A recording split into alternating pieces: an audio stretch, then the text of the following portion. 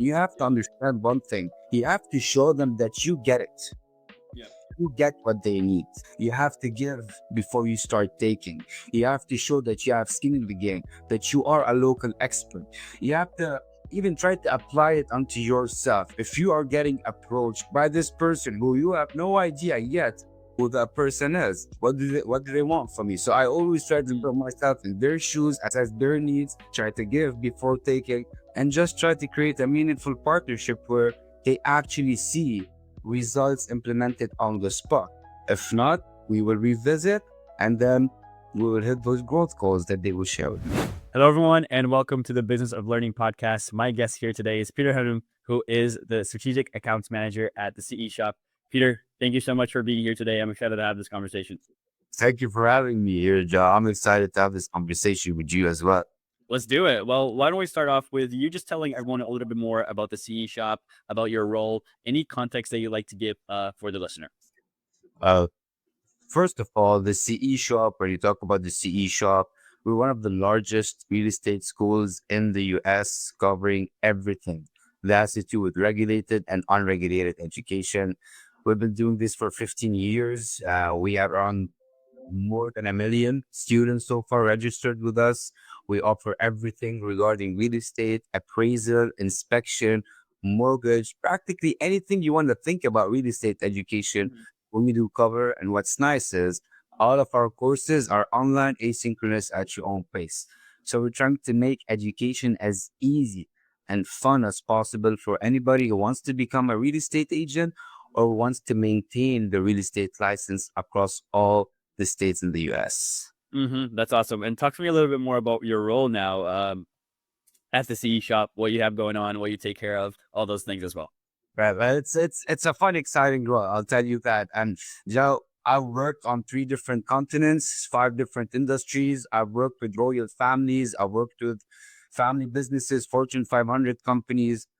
But we have something special going down the CE shop. They really take care of you. And this is what I truly appreciate, especially that I got my master's, specialized master's from France in 2013 in international human resources and organizational development. Usually the things that you learn, you don't really see it getting applied. But with the CE shop, when it comes to human resources and how much they take care of us, you really find that to be valuable, right? So what I do practically, I'm based in New York City, but I cover the whole US. My job is very simple, right? I just have to go mix it up with the biggest, meanest, nicest real estate players across the US. And when I talk about players, I'm talking about real estate brokerages, associations, top real estate schools, right? And my job is to make sure that they are receiving the full support from the CE shop, depending on their goals, right? What I love to say is I like to build partnerships with those real estate players because, look, working with a lot of different cultures spread across the nation, you have to understand one thing. You have to show them that you get it. Yeah. You get what they need. You have to give before you start taking. You have to show that you have skin in the game, that you are a local expert.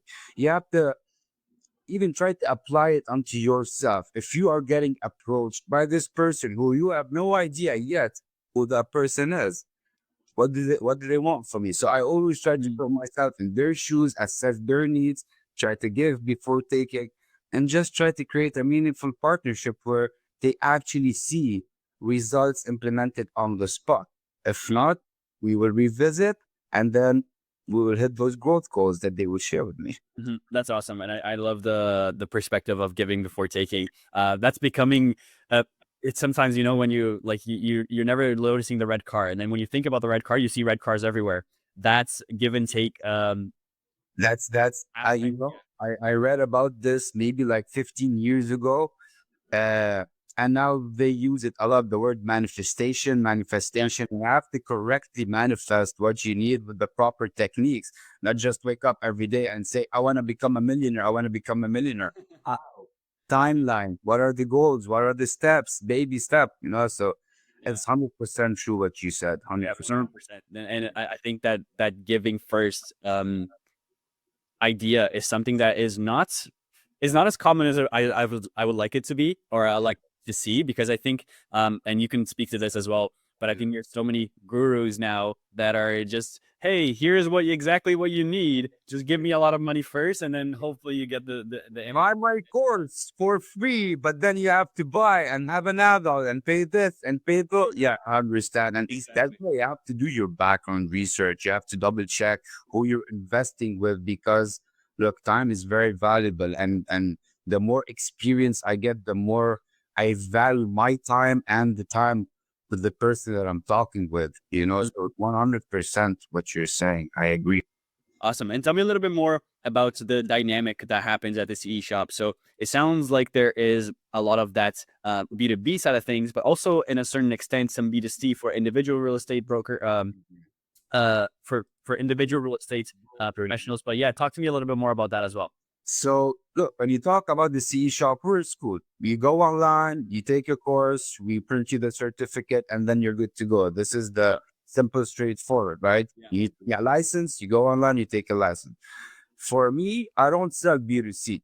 I leave it up to the students. They go online, they take what they need. My job is more B2B side, where I have to Mm, practically form affiliate partnerships with those major real estate players, where it's a more B2B side, where they use us and our courses to keep their agents professional, so that their agents maintain their license. And it all depends state by state, mhm, different rules and regulations. We cover all of this. We support them with 7 days customer service.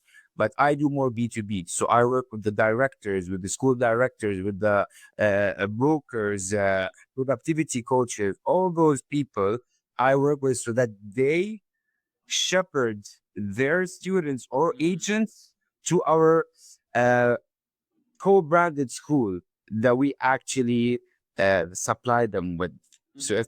it's a kind of a different setup, but it's practically leading them to the same thing. Yeah. Getting in your education, 100% online, 7 days customer service support, highest passing rates in the nation, and 97 as of 2025, 97% satisfaction rate average for all of our courses as well.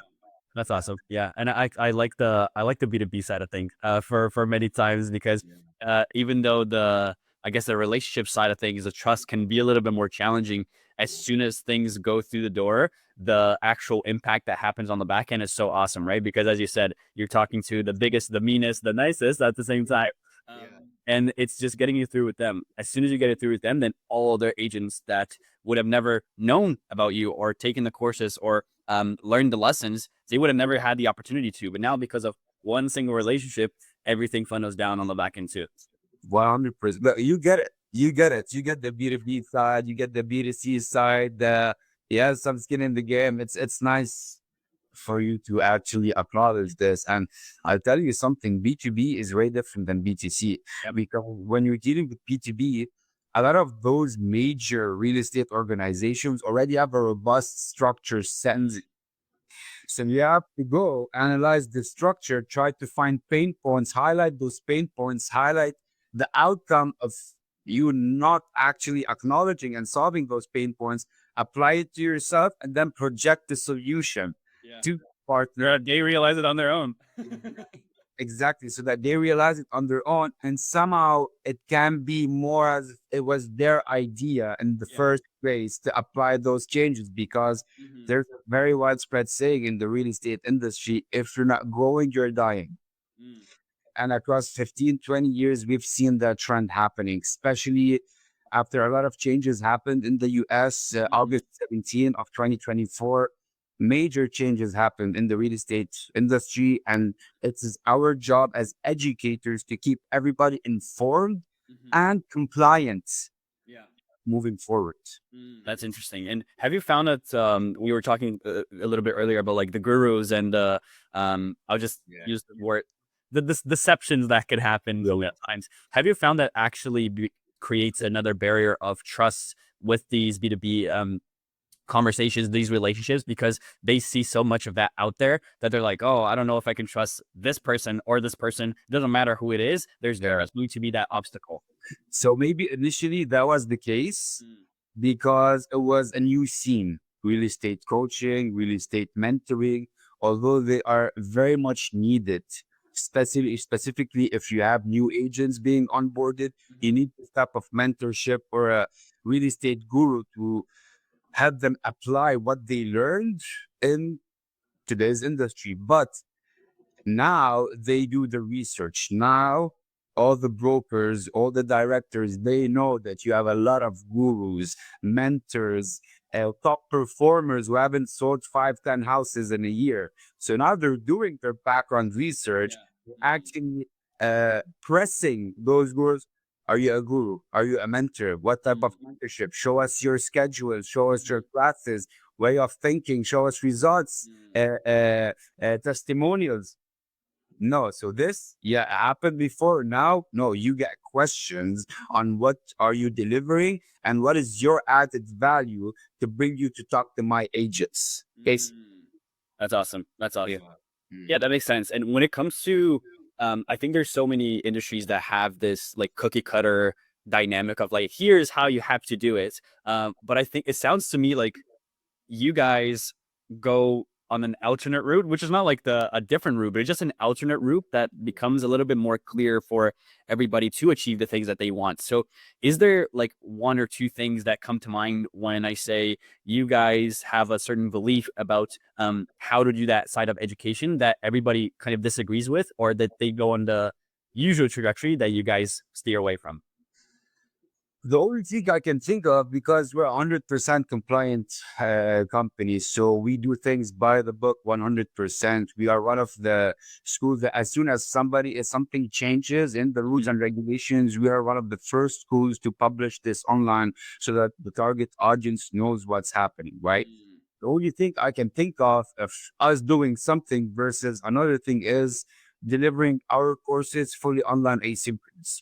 You still have some agents who prefer to go into class, have a textbook, and study I don't want to say the old school way, because I don't think this is ever going to die. People going into classes, and this is not an age thing, because I see future agents who are 18, 19 years old wanting to go to class. Yeah. And then we see top performers who are 50, 60 plus, who are selling millions and millions of dollars in revenue, try to always attend online classes because they do not have time go and sit in an online in an in-person class because of their rough schedules. So I wouldn't say that, oh, everybody's doing it this way, we're doing this way. We just provide a different alternative for the type of life that we're living right now, the fast-paced life. Everything's online, everything's asynchronous, everything or every need has to be on demand. For example, your certificate, as soon as you finish your course, for us, it's on demand certificate on spot.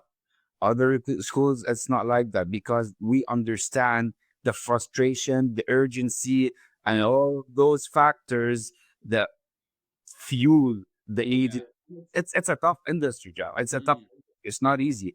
And I'll tell you something. All those Netflix shows, those series, trying to portray real estate as work your own hours. You can work from the no. It's a very tough job. It's even tougher than a 9 to 5 job. You don't have any vacations if you're a real estate agent. Yeah. If you have your phone on you, you're working. Even if you're in Aruba on a vacation, you're still working. So they have a tough flight.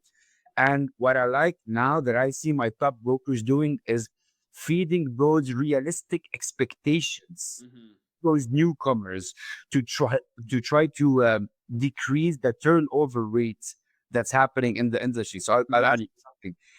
Do you know, if you started with 10 fresh agents Okay.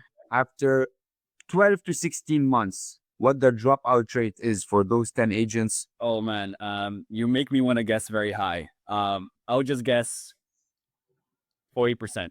75%. Oh wow. After 5 years, same pool of applicants, right? After 5 years, you know what that number bumps up into?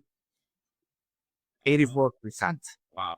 So if you started with 10 agents, after 5 years, you're lucky to have 2 producers still on your team. And Joe, I work on a lot of continents. This is one of the worst retention rates that I've seen in an industry. I worked in pharmaceuticals. I worked in construction. I worked in healthcare. I worked in freight forwarding.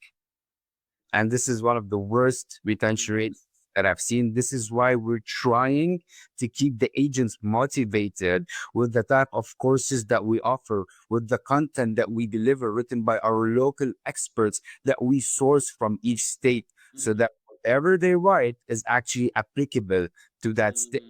That's interesting. That's so interesting. And actually, I'd love to dig into something, which you don't have to give me specific, fully details on because of time. But before we started the recording, when we had our first conversation, you were telling me a lot about your history, like all the countries you worked in, all the people, like all the experiences you've had, and from everything that you've lived through, the experiences that you've had, the lessons, the challenges, all those things. When you're looking at the CE shop, how do those experiences and those lessons impact the way that you see your what you're doing now at the CE shop and the challenges that you go through right now to keep the business growing? So, it in a short way to, I guess, round about my question, Yeah. how are you tackling and what are those challenges right now to keep the business growing? Well, it's an interesting loaded question, right? And being a first generation American, we moved back to Lebanon when I was born here. Moved back to Lebanon. My dad had to start the IVF center. Um, Living in that part of the world teaches you resilience. It teaches you how to maneuver in a way to proceed or take the next step, although everything's bringing you down. Yeah. Fast forward, come to the US.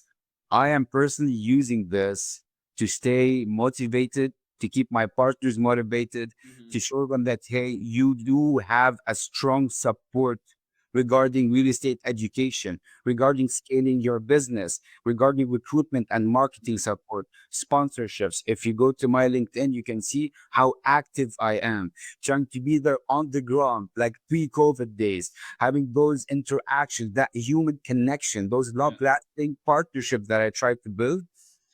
All of my history, all of the things I went through, positive and negative, I bundled this up and try to transfer this positive energy to the person I'm talking with, whether it was business or just casual, right? For me, my toughest, I want to say obstacles, but what I find tough is going into those mega players. And I'm talking like the major real estate players, right? When they already have, for example, a partner, or they are hell bent on doing things that type of way, not receptive to change. To come in as an outsider and try to portray your value, even though you have a good track history of working with similar brokerages or even with the same chain brokerage in different locations. This is my track history. We've done beautiful things. The resistance that you get is huge.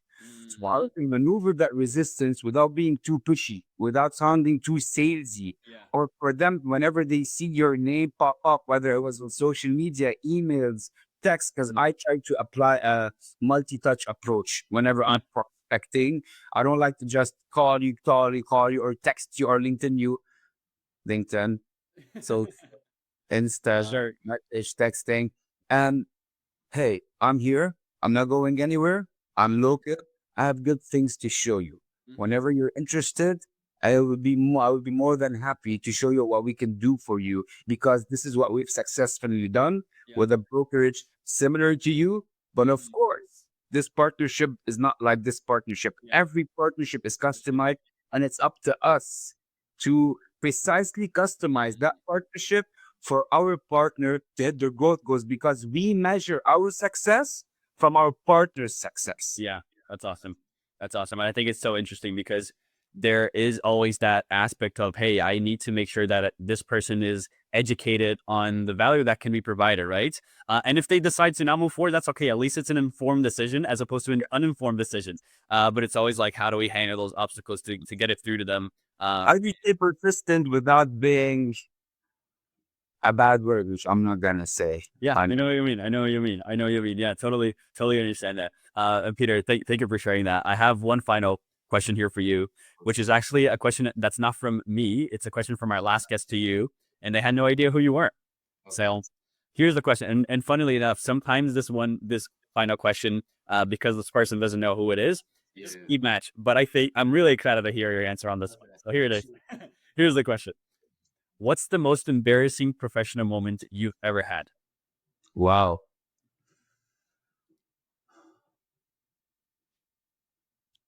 Uh, wow. I have to go like 11, 12 years searching and all the really paying for something embarrassing. Because for me, if something embarrassing happens, I directly throw it behind me and move forward. Get rid of it. Because for me, I want to get rid of it. I don't want nothing to pull me down, you know? Um, Yeah. This is an interesting one because I know there's been so many experiences, so many places, so many people you've worked with. So this is I have a lot of instances when I got embarrassed when I wasn't ready for a presentation or I forgot something when I was doing a presentation. Like for example, um, we're building a hospital in the Kingdom of Bahrain, right? And I was helping the royal family build that hospital. We had a presentation to one of the GE developers Mhm. where I had to prepare a slide, easy. And then the whole purpose of that slide was just to show the blueprints or the floor planning to that hospital, which I forgot to upload. Oh man. So we've had this, which is horrible. It's embarrassing, but it taught me a valuable lesson to double and triple check every time I need to present or I'm doing any type of public speaking, public presentation. This happened in 2020 and it's been 5 years. I never forget it. And the car ride back home with the senior consultant was silent. It was radio silence. And that's the worst. More embarrassed. Please, somebody say something. Say it okay. Say okay. You're just new on the job. And I know, look, it's not embarrassing, but for me, especially in my position, and they say that what you present in the first of everybody knows this first 7, 8, 10 seconds, first impressions. I think this is very important because it's like your passport that you wear on your open palm. Yeah. Okay, your face, your appearance, your gestures, how you talk, what you present in the first 10, 15 seconds is like your passport. My passport got damaged with those people, right? And it's very tough, especially in that part of the world, to try to rebuild that image. So it really left a huge mark. I was even I was shattered because I felt I failed, and I don't take failure lightly. Uh, for example, I won President's Club this year because I was the number one performing person in the company across the US, right? This is how I like to proceed. This is how I like to work. If I fall down, if I do or have an embarrassing moment, I do not dwell on it. I dwell on the lesson, but I directly throw beyond because look, living in this world, you don't have time or energy or even the mental space to hold on to those negative ideas because the world just pushes everything negative on you. And what I like to tell, and especially what I tell my fiance sometimes is, look, we have 20%, 30% happy moments, beautiful moments in life. And then the rest 80, 70% are challenging moments. Use the happy moments as a mental tank so that you push forward those negative or challenging moments. And this is what I use those lessons as well. So right now, whenever I do a presentation, whenever I go and tell us I do a lot of public speaking from 100 to 100 agents. Sometimes I always make sure that everything ready, whether it was barcode, presentation, even my signature, because of that event that happened in I have 100% confidence that that mistake will never happen in your life again, ever. Right? To get the lesson is so huge. go couple in the hole for like hibernate that everybody forgets what happened. But yeah, this was, and I'll probably think of something else for sure. Because, I've been doing sales for 11 years. I'd like to consider myself as a road warrior because of all the miles that are covered doing sales across 3 different continents. And trust me, a lot of embarrassing things happen to you when you're always on the road. It might be like natural moments. It might be like, for example, I had a stomach pain, and this happened 3, 4 weeks ago. We're in New York City, very big partner. We're meeting with them towards the end of the night, suddenly I had a huge stomach pain. It was like knives going through my belly button. And we were with the directors, with the president, and with the. I was like, guys, I really have to go. I don't have to go to the bathroom, but something's happening with my stomach. Like, would you excuse me? I thought that everybody was like, oh no, oh, he has a weakness. Like, no, should I order you an Uber? Should I do this? Yeah. Why I'm saying this is because in this part of the world, it's more compassionate Mm-hmm. versus if I did this in the other or where I previously used to work. Uh-huh. Look at you. What's happening with you? Yeah. Are you sick? Are you weak? So Uh-huh. so things happen. Mm-hmm. Things happen. You just have to Expected, push yeah. forward. Natural things, let it go. Just push forward. Yeah, amazing. Well, Peter, thank you so much for sharing that. Thank you so much for your time. This has been an incredible talk. Where should people go if they want to learn a little bit more about you or maybe a little bit more about the CE shops? Just Google me, Peter Hannun, Hannun. You'll find my LinkedIn page.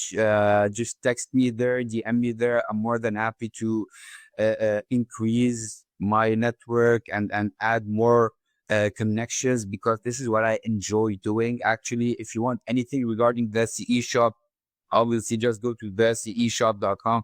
If you have any questions, feel free to reach out to me or to our 7 days customer service. We're open almost 8, 9 hours every day for Mm-hmm. all of your questions, whether you're just starting real estate or you've been doing this for 20 years. If you are a broker or you have a real estate school or part of an association and you might think we might add value to your day-to-day lives, text and connect with me. I'm more than happy to show you what we've successfully done with other major real estate players as well. Amazing, Peter. Thank you so much for your time. For everyone else that's still watching, if you want to hear more conversations like this, please subscribe. I'll leave Peter's and the CE Shops links all down below, and then I will see you on the next episode. Thank you, Peter.